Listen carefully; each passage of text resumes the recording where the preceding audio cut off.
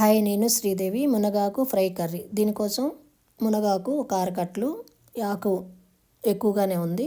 దీన్ని కుక్కర్లో వేసి ఒక అర స్పూను సాల్టు, ఒక అర గ్లాసు వాటర్ వేసి ఉడికించుకోవాలి. 2 విజిల్లు వచ్చే వరకు ఉంచి, ఆకు కొద్దిగా ముదురుగా ఉంది, అందుకు 2 విజిల్లు వచ్చే వరకు ఉంచాను. స్టవ్ వెలిగించి కడాయి పెట్టి పోపు గింజలు, ఆనియన్, కరివేపాకు, ఎండుమిర్చి, వెల్లుల్లి ఇవన్నీ వేసి ఫ్రై చేస్తూ ఉండాలి.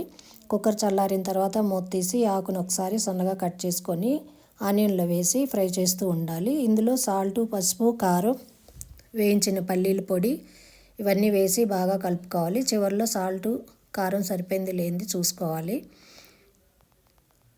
మొత్తం రెడీ అయిన తర్వాత ఈ పల్లీల పొడి వేసి బాగా కలుపుకోవాలి. ఇది రైస్కి, చపాతీకి ఈ మునగాకు ఫ్రై అనేది టేస్ట్ అనేది చాలా బాగుంటుంది. చాలా వరకు ఈ కర్రీ రెడీ అయిపోయింది. దీన్ని ఇప్పుడు ఒక బౌల్లోకి తీసుకొని